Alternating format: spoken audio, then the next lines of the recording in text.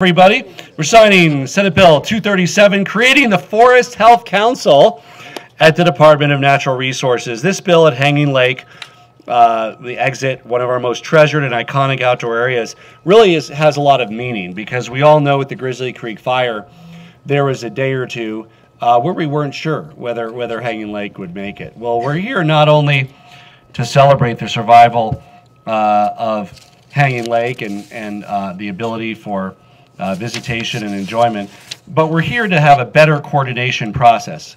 We already are experiencing fires, including one not too far from here this fire season. And our state response and personnel and wildfire crews, local communities, land managers are stepping up across our state with the increased risk of wildfire, including the Roaring Fork Valley.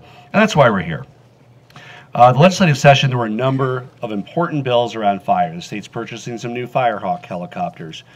We have some funding for resiliency and prevention through Department of Natural Resources. And today with this bill, there's a better opportunity to coordinate our state response with local communities and federal partners who own much of the land affected by the fires in western Colorado, Department of Agriculture, U.S. Forest Service lands, and further west in Mesa County, Bureau of Land Management and Department of Interior, to really draw upon the best and latest expertise to coordinate our challenges of a hotter and drier West. Our state's best chance at making inroads in wildfire preparedness is our team, working together. And this bill, thank you to Senator Donovan and Representative McCluskey and Representative Lynch, will do just that. And we'll turn it over to Representative McCluskey. Great. Thank you, Governor. Thank you. Thank you and good afternoon. I'm delighted to be here and so excited to see this bill signed into law. I'm a graduate of Colorado State University and know how outstanding their programs are when it comes to agriculture and forestry. And while the Forest Health Council has existed within higher education at CSU, we know we have an opportunity to strengthen collaboration with the state legislature, with our federal partners, and certainly help expand our understanding and needs around forest health in this state. I live in probably the most beautiful district in the entire state. I've got the heart of the Rocky Mountains that run through my 5 counties. They're all laughing at me, but it's true. And it was just a year ago that this state was devastated by wildfires. In my home county, it's been June after June of wildfire scares that remind all of us how critical it is that we invest in forest health. I want to give a quick shout out to my friend and neighbor, Executive Director Dan Gibbs, who has been such an instrumental leader in helping us change the dialogue around forest health and our natural resources. And I'm not sure who's supposed to speak next, so I will turn it over to Representative Lynch. Thank you. Thank you, and it's an honor to be back where I was born and grew up, son of a forest ranger on the White River. So it's good to be back here. I'm involved in this bill because my district is where the Cameron Peak fire was at. And so there's a lot of things that we can do to prevent fires, but there's a whole lot we can do after they occur. And this council and the new makeup of it really includes all the stakeholders that we need to get involved in this conversation, some that weren't involved before. And I think it's pretty exciting to put this under the DNR. And I think this will be really a good team of folks that are going to bring to the table what we need to make sure that we are avoiding fires, but also what we do, and in my case and in my district, what we do to make sure that we do the right things after those fires have gone through there and that devastation has ran through. So very honored to be a part of this. Thank you, Governor, for all your work on it. Thank you. Representative McCluskey and the senators. I'm not sure what they do over there, those big fluffy chairs, but they got this through, so I appreciate it. So thank you, and it's an honor to be here.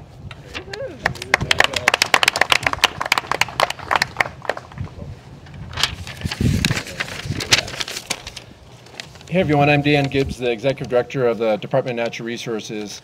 Want to thank the bill sponsors and the Governor, Senator Kerry Donovan, Representative Julie McCluskey, Representative Mike Lynch, as well as I know Representative Perry Will was supportive of this, and Senator Rankin, so thank you so much.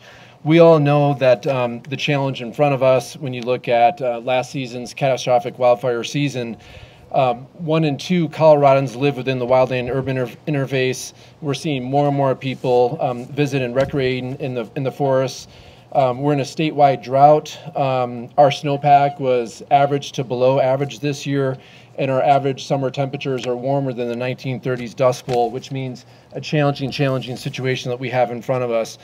So moving Senate Bill 237, which recreates the Colorado Forest Health Advisory Council, and it moves it into the Department of Natural Resources, will help provide the governor and legislators most up-to-date information and expertise on trying to look at what we need to do to tip the needle on forest health issues moving forward. I want to recognize Cammie Long with the State Forest Service. Thank you for your leadership. The State Forest Service has done a tremendous job over the last few years working with the Advisory Council. We're really excited to bring that into the DNR, work with you as a partner, work with the Colorado Division of Fire Prevention and Control, work with the U.S. Forest Service to really look at a landscape, pretend we don't have boundaries of private lands, of federal and tribal lands, and look at what mitigation really needs to occur to protect life, critical infrastructure, and property. And I believe that this bill will really help create that mechanism to do that. So, Governor, thank you for your leadership, and I think that's it. We also are joined by members of the Glenwood Springs City Council, and Mayor Jonathan Goads is with us as well. So I know the fire was too close to home. So hopefully with this better coordination, federal, local, state, we can reduce the risk going forward. And with that, we'll sign the bill.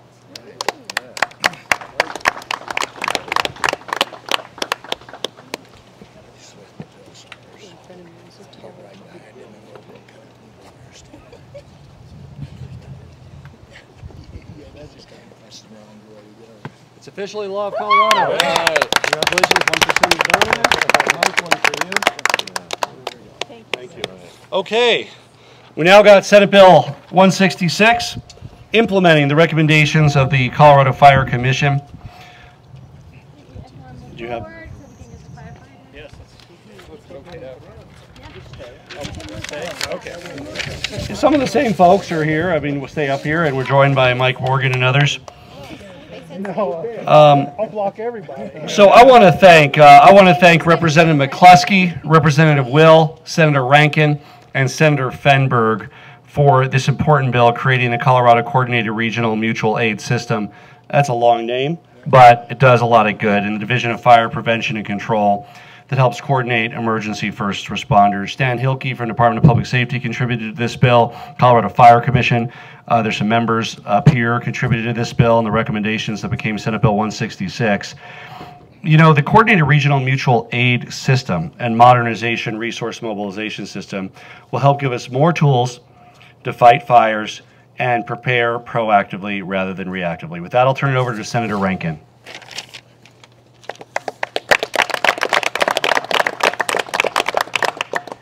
Thank you, Governor, and welcome everybody to Senate District 8, the most beautiful Senate district in the United States. Yeah. But I will acknowledge that it does include Representative McCluskey's House district, so we can compromise on that a little bit. So, look, we've got real firefighters. Let's just take a minute and give them a hand for what they do.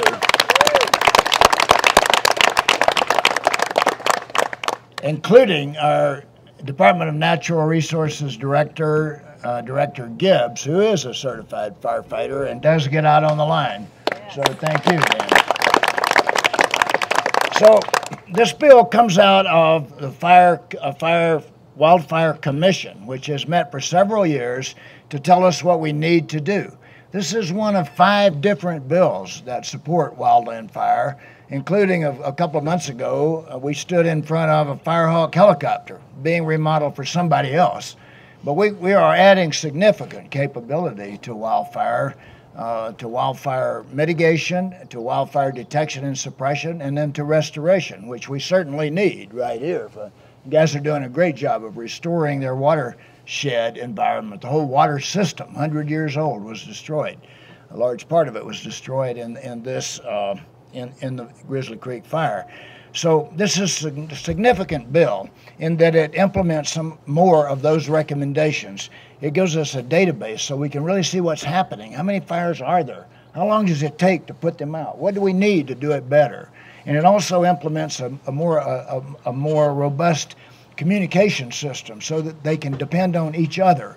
When a fire starts, you know, I've heard this story. People come from everywhere. The federal government, every fire district in the state, nobody pays any attention to what it costs.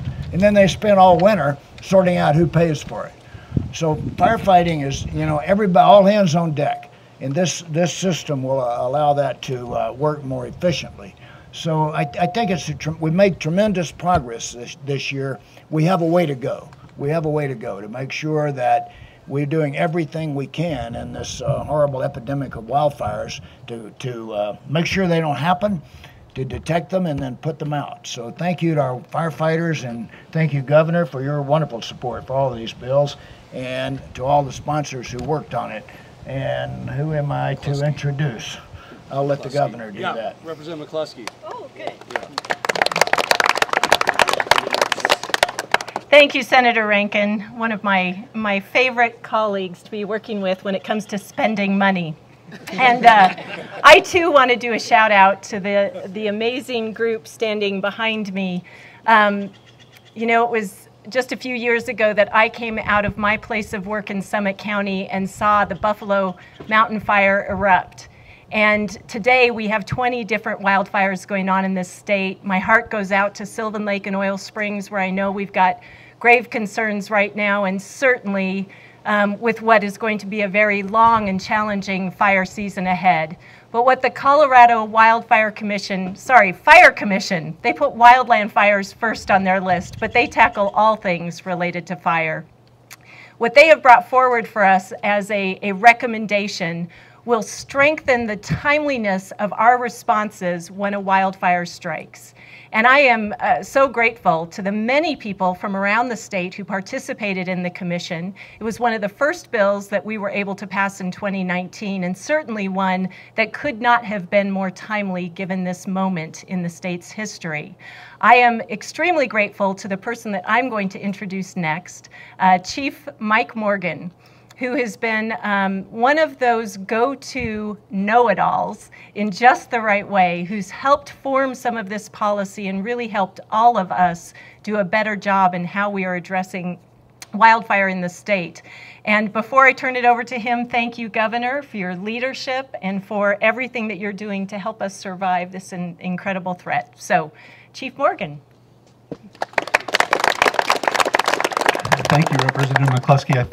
I assume in this circumstance it's okay to be called a know-it-all? Yes. Okay, all right. Yes.